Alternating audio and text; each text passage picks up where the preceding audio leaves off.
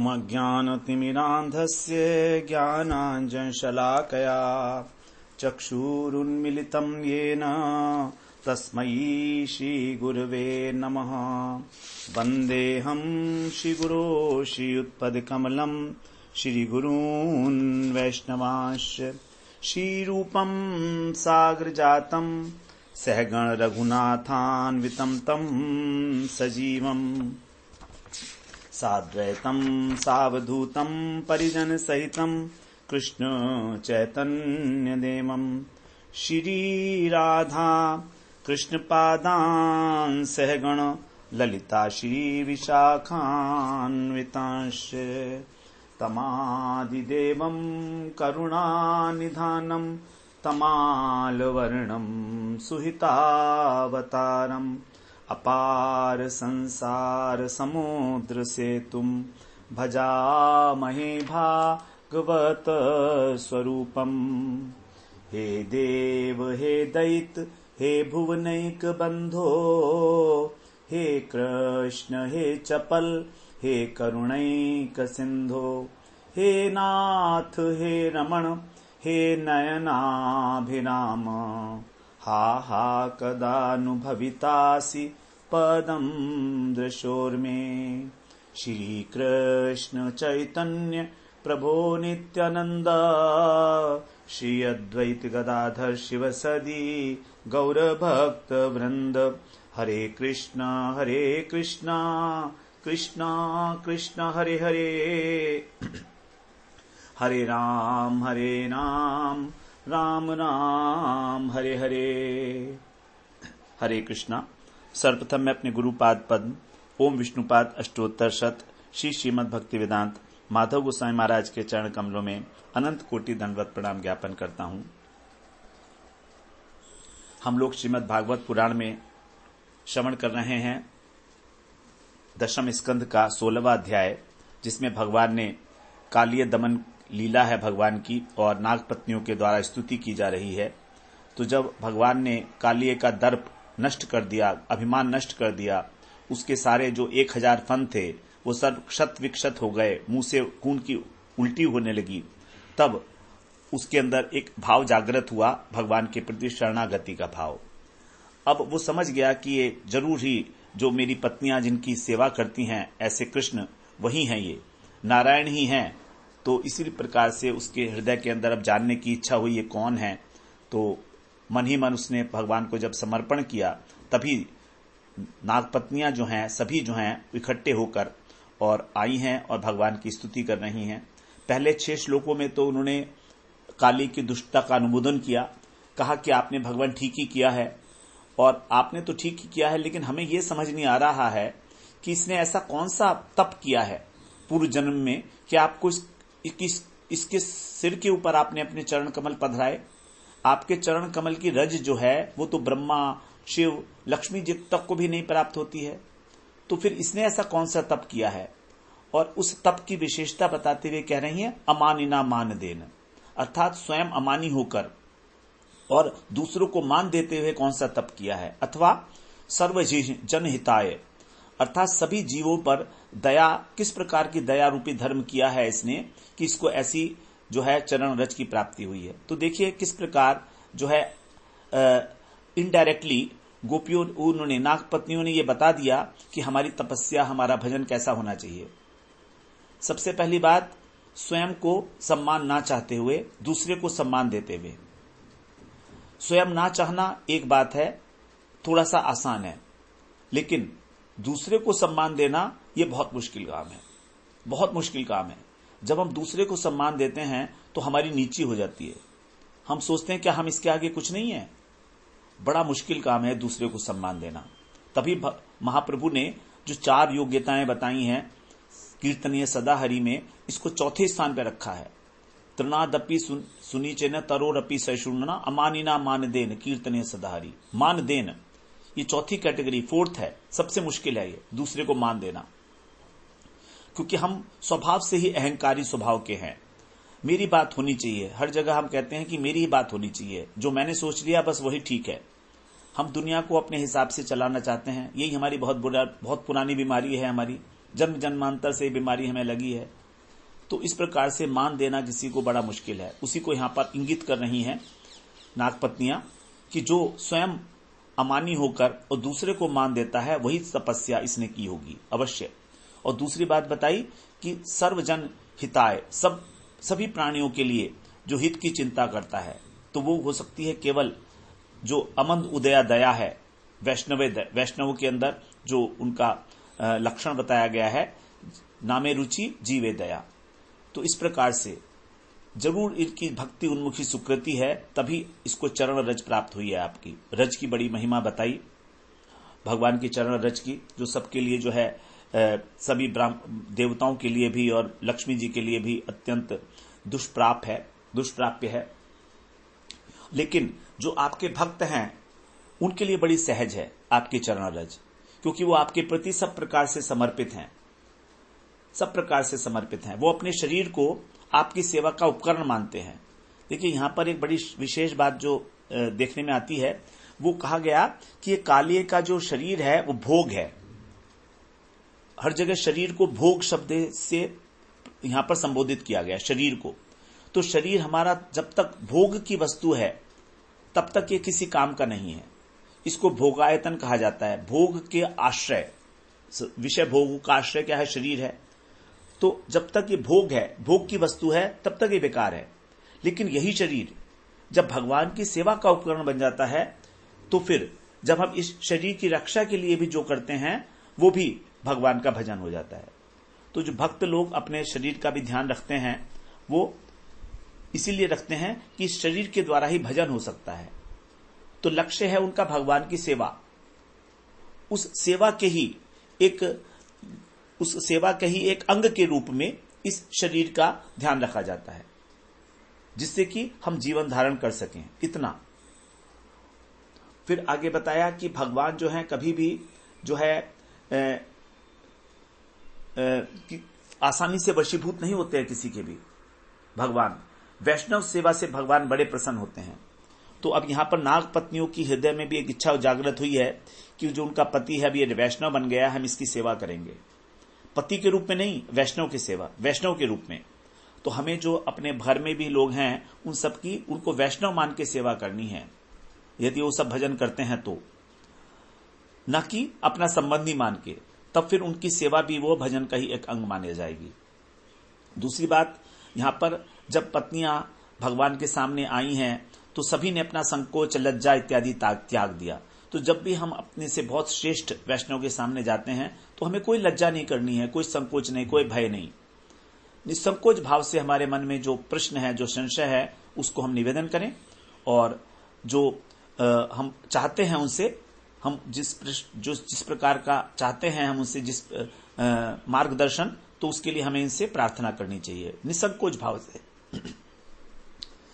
फिर दूसरी बात बताइए, शरणागति का जो लक्षण है वह दीनता। शरणागति तभी पूरी होती है जब दीनता आती है हृदय के अंदर। तो इस प्रकार 6 श्लोकों में हम लोगों ने जो है नागपत्नियों के द्वारा सुना किस प्रकार से वो उस दंड के विधान का अनुमोदन कर रही हैं जो भगवान ने कालिये को दिया है। अब 39 श्लोक से स्तुति कर रही हैं। तो बताया है श्रीधर स्वामीपाद ने कि अब 10 श्लोकों में स्तुति भगवान की जाएगी। ये कह रही हैं, इसमें कह रहे हैं, नमस्तुभ्यं भगवते पुरुषाय महात्मने भूतवासाय भूताय पराय परमात्मने। आप कौन हैं? पुरुषाय, अर्थात अंतर्यामी के रूप में सबके हृदय में विराजमान है। पुरे शैति इति पुरुष, जो पुर हमारा शरीर क्या है? पुर है, नगर। तो इस नगर में जो शयन करते हैं ऐसे अंतर्यामी वो भगवान। महात्मने, आप महात्मा हैं, अर्थात आप सर्वव्यापक तत्व हैं, महान आत्मा, सर्वव्यापक हैं आप। भूतावासाय, भूतावासाय माने जो पंच महाभूत हैं उनके भी आप क्या है? आश्रय हैं। पंचभूत, क्योंकि सृष्टि से पहले भी आप थे, सृष्टि के बाद भी आप हैं, और सृष्टि के समय भी आप हैं। तो इनका जो पंचभूत का आश्रय है, आकाश, वायु, अग्नि, पृथ्वी, अग्नि, जल और पृथ्वी, इन पंच महाभूत के आप आश्रय हैं। भूतावासाय।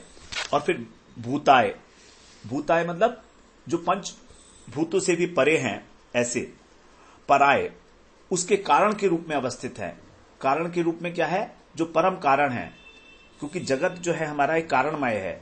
इस जगत में प्रत्येक वस्तु का एक न एक कारण है। यदि कारण नहीं होगा तो सृष्टि नहीं होगी। जैसे बीज है, यदि बीज नहीं है तो पेड़ कैसे होगा?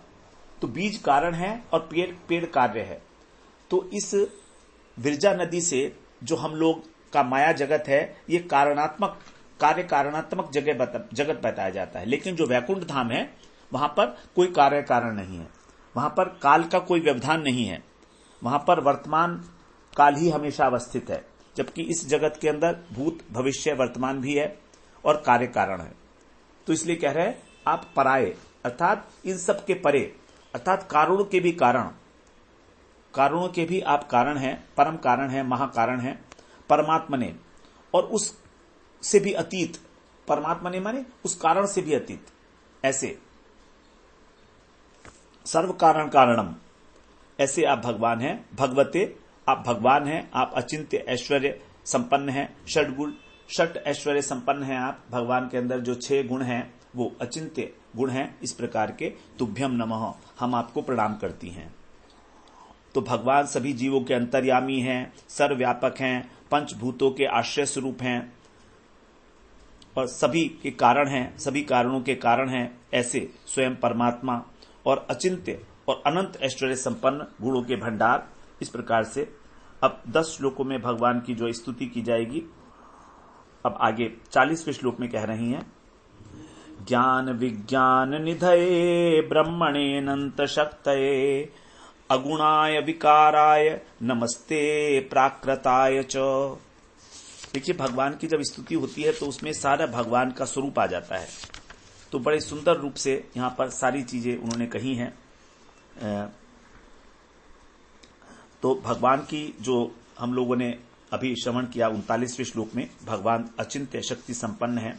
इसके आगे अब कह रही हैं इसमें, ज्ञान विज्ञान निधये, अर्थात ज्ञान और विज्ञान की निधि है। जो ज्ञान है और विज्ञान, विज्ञान का मतलब अनुभव। तो भगवान का जो अनुभव होता है वो भी भगवान की कृपा से ही होता है। और कहती हैं आप, कैसे हैं आप? ब्रह्मणे अगुणाय, अर्थात ब्रह्म मात्र हैं, ब्रह्म स्वरूप हैं आप। अगुणाय, जो ब्रह्म कैसा है? निर्गुण ब्रह्म है, प्रकृति के 3 गुणों से अतीत होने के कारण। और अविकाराय, अर्थात किसमें किसी प्रकार का कोई विकार नहीं है, तो निर्विकार हैं आप।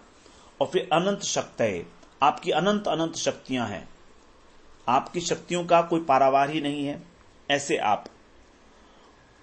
और प्रकृताय, प्रकृति जो है वो आपकी एक शक्ति है, बहिरंगा शक्ति, उसके भी प्रवर्तक। तो प्रकृति के अंदर, प्रकृति जड़ है, बहिरंगा है ना। तो जब भगवान प्रकृति पर ईक्षण करते हैं तब उसके अंदर गुणों में क्षोभ होने से और वो क्रियान्वित होती है। तो उसी प्रकृति से सारा जगत उत्पन्न होता है। तो कह रहे हैं आप इस प्रकृति के जो है प्रवर्तक हैं, अर्थात प्रकृति भी जो क्रियाशील होती है वो आपके ही कृपा से, आपकी ही करुणा से होती है, आपके ईक्षण से होती है। इस प्रकार से तो भक्तों के उपास्य आप जो नराकृति स्वरूप में दिख रहे हैं, ऐसे ही नहीं है आप केवल आप शिशु रूप में दिख रहे हैं, साधारण से बच्चे की तरह से, ऐसे नहीं है आप। आपके अंदर अनंत शक्तियां हैं, अनंत शक्तियों के समुद्र है आप। और अनंत शक्तियों के समुद्र होते हुए भी आप अपराकृत हैं और अनंत हैं। इस प्रकार से भगवान को कहा कि आपकी जो अत्यंत शक्ति है उससे सभी कुछ संभव है, ऐसा। और आपकी शक्तियों में कोई विरोध नहीं है, किसी प्रकार का कोई विरोध नहीं है। ब्रह्म भी आप ही हैं, परमात्मा भी आप ही हैं और भगवान भी आप ही हैं। ब्रह्म जो है आपका प्रथम आविर्भाव है, यहां पर कहा गया ब्रह्मणे, और जो है इससे पहले बता दिया है परमात्मा के रूप में, पुरुषाय अंतर्यामी परमात्मा के रूप में। और पहले ही बताया था भगवते कि आप ही भगवान हैं। तो भगवान की जो 3 प्रतीतियां हैं, ब्रह्म, परमात्मा और भगवान, वो भी आप ही हैं। तो इस प्रकार से आप असीम हैं, आप अनंत हैं और अचिंत्य शक्ति के प्रभाव से आप जो है ब्रह्मांड में व्याप्त हो, लेकिन तो भी आप सभी जीवों के हृदय के अंदर अनुप्रविष्ट हो। तो अंतर्यामी के रूप में जब आप जीवों के हृदय में प्रविष्ट होते हैं तो ऐसा नहीं कह सकते कि आपके अंदर कोई उपाधि आ गई है या आपके अंदर कोई विकार आ गया है। ऐसा नहीं है, आपके अंदर विकार नहीं आता। सभी प्राणियों के हृदय में और सभी पंचभूतों में प्रवेश करने के बाद भी यही आपकी अचिंत्य शक्ति का परिणाम है। और आपकी शक्ति आपसे किसी भी प्रकार जो है अलग नहीं है। सभी जीव जो हैं वो आपके अंश ही हैं। सभी जीव आपके ही अंश हैं, अर्थात आपकी जो तटस्थ शक्ति है उसके विकार हैं।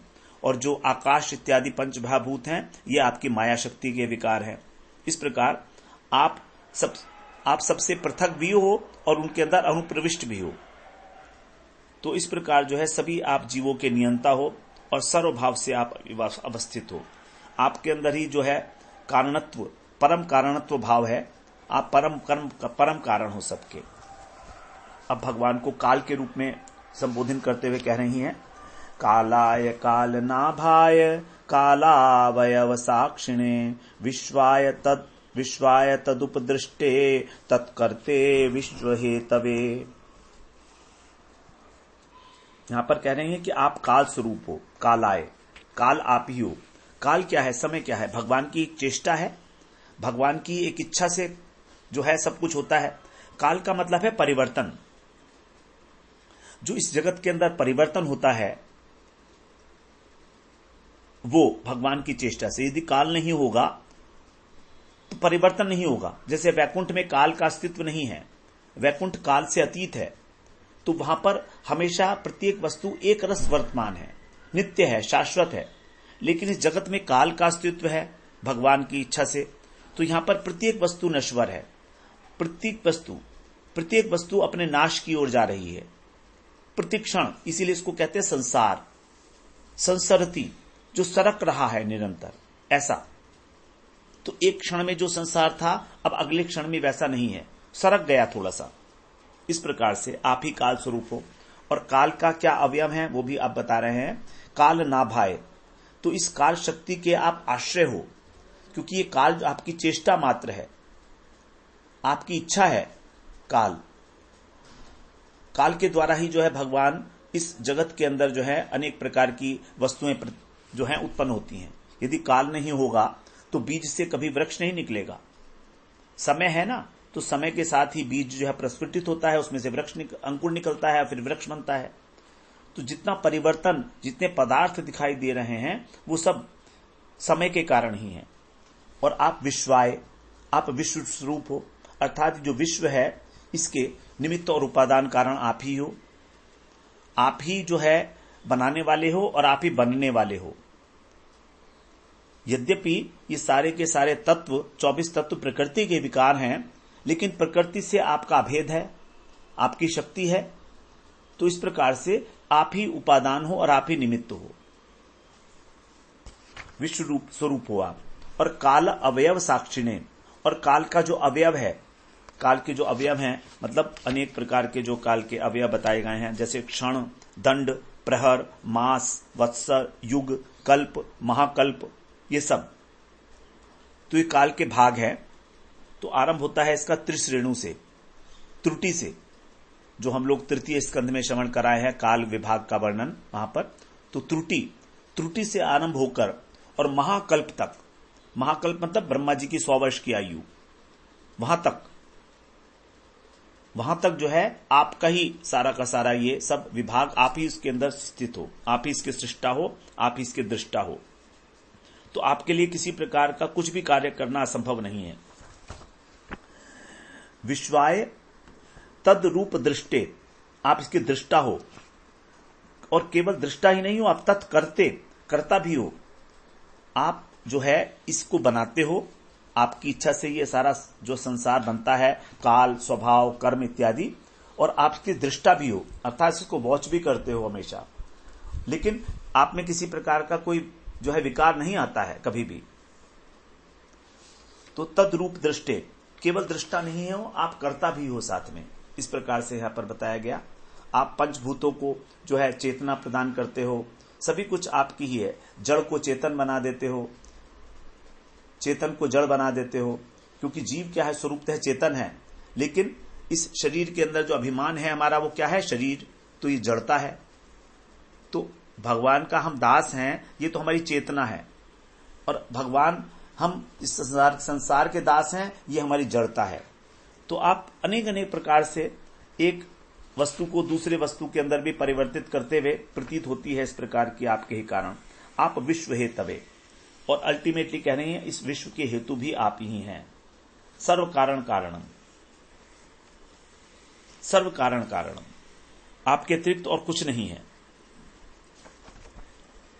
जो सूक्ष्म से सूक्ष्म है, जो अनंत से अनंत है, महतो महीयान अणोरणीयान, सब कुछ। तो विश्व के निर्माता, विश्व के उपादान, अनंत मूर्ति हैं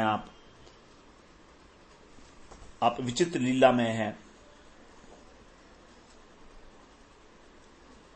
अब आगे 42 और 43वें श्लोक में कह रही हैं, भूत मातेन्द्रिय प्राण मनोबुद्ध्याशयात्मने त्रिगुणेनाभिमानेन गूढ़स्त्वात्मानुभूतये नमोऽनन्ताय सूक्ष्माय कूटस्थाय विपश्चिते नानावादानुरोधाय वाच्यवाचक शक्तये। देखिए कितनी सार गर्भित स्तुति है, जैसे कि नाग पत्नियां सब कुछ जानती हैं, सारे शास्त्रों का उन्होंने बहुत गहराई से सब अध्ययन किया हुआ है। ऐसा ही है सब, सारे लोग वहां पर बड़े विद्वान हुआ करते थे सब पहले समय में। आजकल की तरह बुद्धि नहीं होती थी हमारे जैसी, जो समझ में नहीं आता 100 बार समझ के भी, सुन के भी। हमको तो लगता है क्या बार बार वही बातें कर रहे हैं, लेकिन ये भगवान की स्तुति है, भगवान इससे बड़े प्रसन्न होते हैं। भूत मातेन्द्रिय प्राण मनो बुद्ध्याशमत में आप पंचमहाभूत हो, पहले आ ही चुका है। प्रकृति के द्वारा जो 24 तत्व हैं उन सबको यहां पर बताया जा रहा है। आप पंचमहाभूत हो, आप पंच तन्मात्रा हो। तो जो शब्द, स्पर्श, रूप, रस, गंध इत्यादि जो तन्मात्राएं हैं वो भी आप ही हो, प्रकृति के सारे वो हैं ये। उसके बाद आप 10 इंद्रियां हो, 5 ज्ञानेन्द्रियां, 5 कर्मेंद्रिय के रूप में आप ही विराजमान हो। आप पंच प्राण हो, पंच प्राण और पंच उपप्राण। पंच प्राण है हमारे प्राण, अपान, समान, व्यान और उदान, और इसी प्रकार से उपप्राण है नाग, कूर्म, क्रिकर, देवदत्त और धनंजय। उसके बाद मन, बुद्धि, अहंकार और चित्त, ये सब आप हो। आशय, आशय का मतलब है चित्त, तो मन, बुद्धि, चित्त और अहंकार ये सब आप ही हो। अंतःकरण और त्रिगुण जो है, इन सभी को जो आप चेतना प्रदान करने वाले हो, चेतना भी आप ही प्रदान करते हो इन सबको। ये तो सब जड़ हैं, सूक्ष्म स्थूल जितनी भी जड़ वस्तुएं हैं इन सबको चेतना प्रदान करते हो आप। और त्रिगुणेन अभिमानेन, और त्रिगुणात्मक अभिमान के द्वारा हमारे अंदर जो अभिमान है कि हम पुरुष हैं, इस प्रकार का त्रिगुणात्मक अभिमान है, क्योंकि जगत ही त्रिगुणात्मक है, सत्व, रज और तम। तो इस प्रकार के अभिमान के द्वारा आप क्या करते हो? गूढ़ स्वात्म अनुभूत है, हमारा जो आपकी जो अनुभूति है स्वात्म अनुभूत है, अपनी आत्मा की अनुभूति को आप जो छिपा लेते हो। तो हमको अपनी आत्मा का साक्षात्कार, ब्रह्म का साक्षात्कार कहो अथवा भगवत साक्षात्कार कहो, क्यों नहीं होता है? उसका कारण है कि भगवान ने इस त्रिगुणात्मक माया के द्वारा हमारे स्वरूप को आच्छादित कर रखा है। गूढ़, गूढ़ का मतलब आच्छादन। तो माया की जो अविद्या वृत्ति है उसके द्वारा हमारा स्वरूप आच्छादित है। इसलिए हम चेतन होकर भी ये नहीं समझ पाते कि हम एक शुद्ध बुद्ध आत्मा हैं और हमारा कर्तव्य है केवल कृष्ण दास। हमारा एक ही स्वरूप है और कोई स्वरूप नहीं है हमारा, लेकिन हम इस बात को नहीं जान पाते। ये जो त्रिगुणात्मक अभिमान है सृष्टि का, सृष्टि करने वाला रज, पालन करने वाला सत्य और संहार करने वाला तम। तो यद्यपि हमारी आत्मा तो न जायते म्रियते, कभी न उसका जन्म होता है न मरता है, लेकिन फिर भी ऐसा प्रतीत होता है क्योंकि हम जो हैं, मेरा जन्म हुआ ये हमारा रजोगुणी अभिमान है, मैं मर जाऊंगा ये मेरा तमोगुणी अभिमान है, और मैं जीवित हूं ये मेरा सत्वगुणी अभिमान है। तो इस प्रकार इस अभिमान को धारण करके हम इस अपने स्वरूप को नहीं जान पाते कि हम एक वास्तव में एक चिन्मय वस्तु हैं, आत्म वस्तु हैं। और आत्म वस्तु जो चिन्मय वस्तु है उसका केवल संबंध जो होता है वो चिन्मय वस्तु से ही हो सकता है। चिन्मय वस्तु का संबंध चिन्मय वस्तु से ही होगा। तो जैसे हमारे शरीर के अंदर 3 अवस्थाएं हैं, कौमार, यौवन और जरा। जैसे मान लीजिए एक बिल्डिंग है, उसके अंदर दरार आ जाती है, तो हम कहते हैं कि जो है दरार आ गई घर के अंदर। तो दरार घर में नहीं आई है, बल्कि जो घर के अंदर दीवार है उसमें आई है। अगर हम घर को कहें कि घर में दरार नहीं आई है, दीवार में दरार आई है। अथवा जैसे हम कहते हैं हमारा कमीज गंदा हो गया, तो हम गंदे नहीं हुए, हमारा कमीज गंदा हुआ है। उसी प्रकार हमारी जो शरीर है, इसकी 3 अवस्थाएं हैं, ये कौमार, यौवन और जरा। तो इस प्रकार से मरने के बाद जब हमको नया देह मिल जाता है, तो फिर हमें ये क्यों सोचना कि हमारी मृत्यु होगी? हमें नहीं सोचना। हम जब कुमार अवस्था से और यौवन अवस्था को प्राप्त करते हैं, तो क्या हम जो शोक करते हैं, दुखी होते हैं कि हाय हाय मेरा जो कुमार अवस्था थी वो बीत गई, अब क्या होगा, अब क्या होगा? हम क्या रोते हैं उस समय? जब उसको बीतने पर हम शोक नहीं करते, तो फिर हम अपनी मृत्यु के ऊपर क्यों शोक करें? हम नहीं, मतलब दूसरे भी क्यों शोक करें? क्योंकि परिवर्तन ही मृत्यु है वास्तव में। तो इस प्रकार से हम सब ये भूल गए हैं, क्योंकि ये हमारा जो ज्ञान है, ये गूढ़ आत्मा अनुभूति, आत्मा की जो अनुभूति है वो ढक गई है। नमो अनंताय, आप अनंत है, अर्थात आप देश काल सीमा, देश काल और समय, देश काल और परिस्थिति, इनकी सीमाओं से आप अतीत हैं, अपरिच्छिन्न हैं आप। क्योंकि आप सर्वव्यापक हैं, तो आप अनंत होंगे ही होंगे। अनंत वस्तु जो है वो सर्वव्यापक हो सकती है, केवल वही वस्तु जो अनंत है। और सूक्ष्माय, अर्थात अत्यंत सूक्ष्म है, किसी के द्वारा भी जो है अनुभव में नहीं आते हैं स्थूल दृष्टि से। कूटस्थाय, और आप में किसी प्रकार का विकार नहीं होता, इसलिए आप एक रस विद्यमान हैं। आप में ना तो कभी कोई परिवर्तन होता है अवस्था का, ना आपके जो मन में किसी प्रकार का विकार उत्पन्न होता है। विपश्चिते, आप सभी कुछ जानने वाले हैं, सर्वज्ञ हैं आप। नाना वादानुरोधाय, आप जो हैं अपनी ही माया के द्वारा अनेक प्रकार के वाद जो हैं वो प्रकट किए हैं इस जगत के अंदर, शास्त्रों के माध्यम से। शास्त्र कभी आपको कहते हैं आप हैं, कभी आप कहते हैं ना है, ना नीति नीति करते हैं। तो कभी निर्गुण, कभी सगुण, कभी आकार, कभी निराकार, ये सब वाद हैं अनेक प्रकार के। तो अद्वैतवाद, द्वैतवाद, शुद्धाद्वैतवाद, ये सब वाद हैं। और ये सब सिद्धांत जो हैं, इसको आप प्रकाशन करने वाले हैं। वाच्य वाचक शक्ति, और जो शब्द है और उस शब्द का जो अर्थ है वो आप ही हैं। जैसे एक शब्द होता है और उस शब्द का एक अर्थ होता है, तो जो उस शब्द का अर्थ है वो भी आपकी शक्ति से ही समझ में आता है।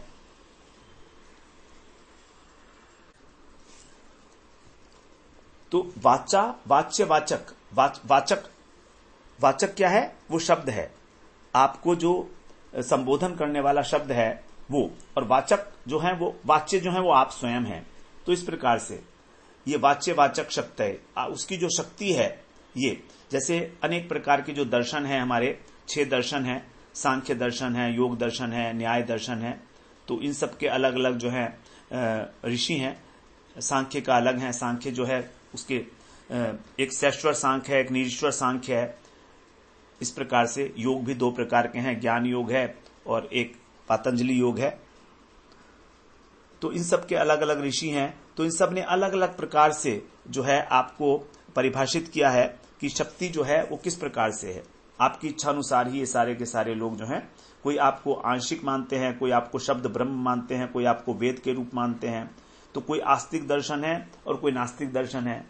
तो मायावादी भी जो हैं वेद को प्रमाण मानते हैं, बौद्ध धर्म जो है वो वेद को प्रमाण नहीं मानते, बौद्धों ने वेद को भी बहिष्कार कर दिया। इस प्रकार अनेक प्रकार के प्रमाण हैं।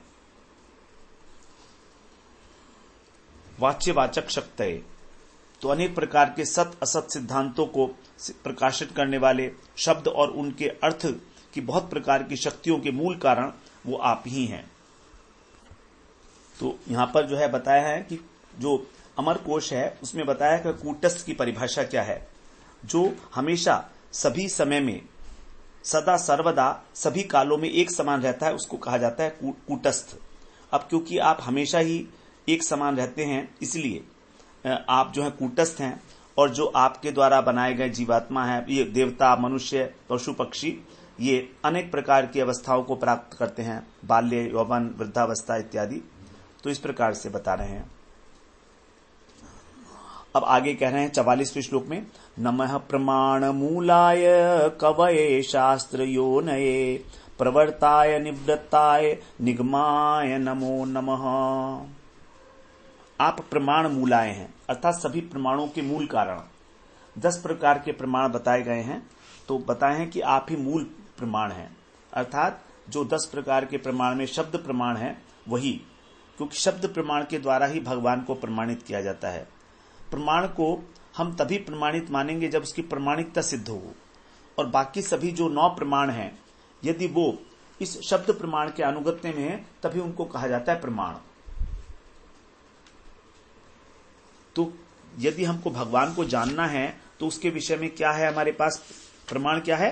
केवल शब्द प्रमाण। शब्द का मतलब शास्त्र। तो शास्त्रों के द्वारा ही आप जानने योग्य हैं।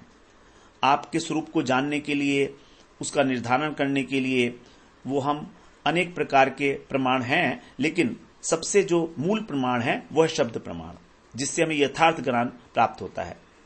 प्रमाण के बिना हमको यथार्थ ज्ञान नहीं होता, और अनेक अनेक प्रकार के हम लोग जो हैं भगवान के विषय में कल्पना कर लेते हैं, अनेक अनेक प्रकार के। तो शब्द प्रमाण को ही जो है मेन कहा गया है। अनेक प्रकार के 10 प्रमाण कहे गए हैं वैसे, प्रत्यक्ष, अनुमान, उपमान, शब्द, अर्थापत्ति, ऐतिह्य, संभव, चेष्टा, अभाव और आर्ष, ये 10 प्रमाण हैं। तो हम लोग यहां पर अभी इसकी विस्तार से चर्चा नहीं करेंगे, वरना उसी में सब समय चल जाएगा, बहुत एग्जाम्पल्स के साथ देंगे तो। लेकिन 10 प्रमाण हैं। तो अनुमान, प्रत्यक्ष सबसे पहले है, प्रत्यक्ष, अनुमान, उपमान, अर्थापत्ति, ऐतिह्य, संभव, चेष्टा, अभाव, आर्ष और शब्द प्रमाण। तो शब्द प्रमाण को ही जो है स्वीकार किया गया है, और बाकी सभी प्रमाण यदि इनके अनुगत हैं शब्द प्रमाण के, तब उनको स्वीकार कर सकते हैं। अन्यथा सभी प्रमाण जो हैं उनके अंदर 4 प्रकार के दोष हैं: भ्रम, प्रमाद, विप्रलिप्सा और कर्णापाटव। भ्रम का अर्थ है एक किसी कारणवश एक वस्तु में दूसरे वस्तु का प्रतीति होना। प्रमाद का मतलब है आलस्य, प्रमाद, मन का इधर उधर होना। तीसरा है विप्रलिप्सा, अर्थात किसी को ठगने की प्रवृत्ति, किसी को उल्टा सीधा पट्टी पढ़ा देना, यह है विप्रलिप्सा। और कर्णापाटव है हमारे इंद्रियों के अंदर जो है अपटुता, अर्थात उनकी भी जो सीमा है, शक्ति है एक। जैसे हमारी आंखें हैं, बहुत दूर तक नहीं देख सकती हैं, थोड़ी दूर तक ही देख सकती हैं, उसके बाद जो है हमें दिखाई नहीं देगा। तो इस प्रकार से ये 4 दोषों से रहित जो प्रमाण है वही है शब्द प्रमाण। शब्द प्रमाण का मतलब है जो हमारे शास्त्रों में, वेदों में, उपनिषदों में जो बात कही गई है ऋषियों के द्वारा, वो, क्योंकि ये ऋषियों के द्वारा जो कहा गया है ये अपौरुषेय है, अर्थात किसी ऐसे व्यक्ति के द्वारा नहीं कहा गया है जो 4 प्रकार के दोषों से ग्रस्त है: भ्रम, प्रमाद, विप्रलिप्सा और कर्णापाटव। ये सभी भगवत स्फूर्ति प्राप्त महापुरुष हैं, जिन्होंने साक्षात समाधि में उन तत्वों का दर्शन किया है और उनको लिपिबद्ध किया है ऋचाओं के और उपनिषदों के रूप में, मंत्रों के रूप में।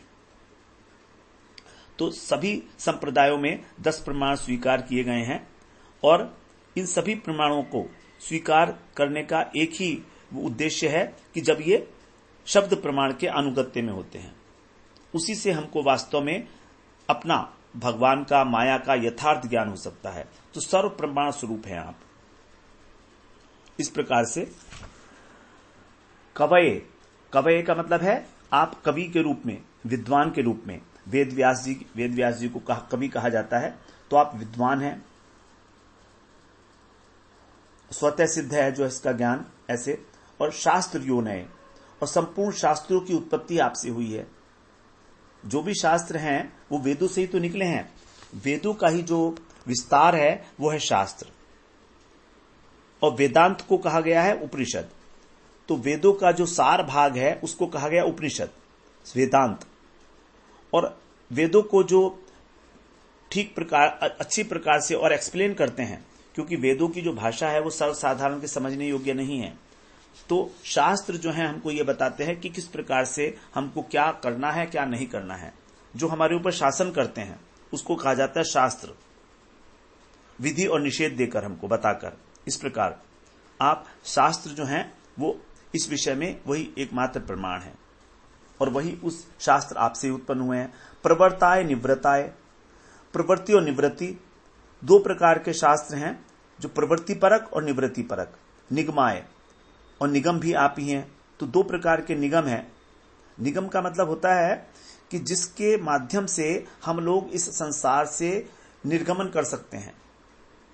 उनका यदि आश्रय लिए तो हम इस संसार सागर से बाहर जा सकते हैं। निगम, बाहर निकलना। तो जो हमको इस संसार से बाहर ले जाता है उसको बोलता है निगम। तो इस प्रकार से जो निगम है वो दो प्रकार के हैं, प्रवृत्ति और निवृत्ति परक। अर्थात कुछ जो निगम शास्त्र हैं वो तो हमको इस संसार में प्रवृत्त कराते हैं, और कुछ हमको बाहर ले जाने का प्रयास करते हैं। लेकिन जो प्रवृत्ति परक हैं उनका भी उद्देश्य यही है कि धीरे धीरे ये कर्म करके, कर्मकांड करके, अपनी इच्छाओं को पूरी करके और उनसे उपराम हो जाए, और फिर भगवान के प्रति जो है अनुरक्त हो जाए। तो वेदों के अंदर जो कर्मकांड है, जो हमको प्रवृत्ति में डालता है, अनेक अनेक प्रकार के कार्य कराता है, उसका भी उद्देश्य यह है कि हमारी उच्छृंखलता शांत हो, हम वेदों के अधीन होकर केवल वही कार्य करें जो वेद विहित है वर्णाश्रम धर्म के अनुसार, और फिर धीरे धीरे हमको जो है एक श्रृंखला में डालकर, एक पद्धति में डालकर कि अब कम से कम हमारी उच्छृंखलता नष्ट हो गई, अब हम जो भी करेंगे वो वेद विधि के अनुसार करेंगे। तब हम जो है फिर धीरे धीरे राजसिक, तामसिक, राजसिक और सात्विक इन तीनों गुणों से अतिक्रमण कर सकते हैं, और तब उस निर्गुण अवस्था को प्राप्त कर सकते हैं। तो वेदों का उद्देश्य हमको जो है इस संसार से बाहर ले जाने का ही है। लेकिन कई बार ऐसा देखा जाता है कि वेद कहते हैं कि ये अनुष्ठान करो, ये अनुष्ठान करो, तो उसका अल्टीमेट उद्देश्य जो है वो वही है कि हम किस प्रकार से आपकी सेवा में संलग्न हो सकें। ऐसा कौन सा रास्ता है? और जितने भी शास्त्र हैं, जितने भी पुराण हैं, उन सब में जो सबसे शिरोमणि है वो है श्रीमद् भागवत। श्रीमद् भागवत को कहा गया है अमल पुराण। तो जो बात श्रीमद् भागवत में है, जो बात और शास्त्रों में है और शास्त्रों में, पुराणों में है, यदि वो बात भागवत में भी कही गई है तब हम उस बात को स्वीकार करते हैं। तो क्योंकि भागवत ही परम जो है, वेद व्यास जी के द्वारा ही सारे के सारे पुराण लिखे गए हैं। लेकिन फिर भी जो बात अन्य पुराणों के अंदर कुछ संशय है, तो जब भागवत के अनुसार भी उसका अनुमोदन हो जाता है तभी उसको ग्रहण करने के योग्य है। इसीलिए इसको कहा जाता है पुराण शिरोमणि। 18 पुराणों के अंदर जो पुराण शिरोमणि है वही श्रीमद् भागवत स्वरूप है, और ये भागवत जो है भगवान का श्री विग्रह है साक्षात। तो इस प्रकार से, और आप ही कृष्ण ही जो है व्यास जी के रूप में अवतीर्ण हुए हैं। कृष्ण व्यास जी कौन है? भगवान के आवेशावतार हैं, ज्ञान शक्ति के अवतार हैं भगवान के। इस प्रकार से उन्हीं से जो है शास्त्रों की उत्पत्ति हुई है, तो वही शास्त्रों के प्रवर्तक हैं। तो इस प्रकार से श्रीमद् भागवत शास्त्र ही जो है प्रमाण है। कहा भी गया है कि वेदों का जो सार है वो सारा का सारा भागवत ही है, वेदांत सूत्र। तो वेदांत सूत्र का भी जो सार है वो श्रीमद् भागवत पुराण है।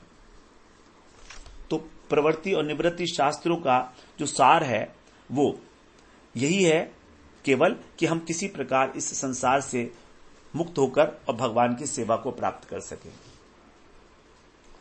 इस प्रकार से हम लोग आज 44वें श्लोक तक श्रवण किए।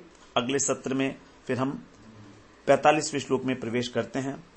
वहां भी भगवान की ही स्वरूप का वर्णन है, इतना विस्तृत वर्णन, जहां पर भगवान के इतने सारे विशेषण बताए गए हैं, कहीं और पर तो दिखते नहीं है।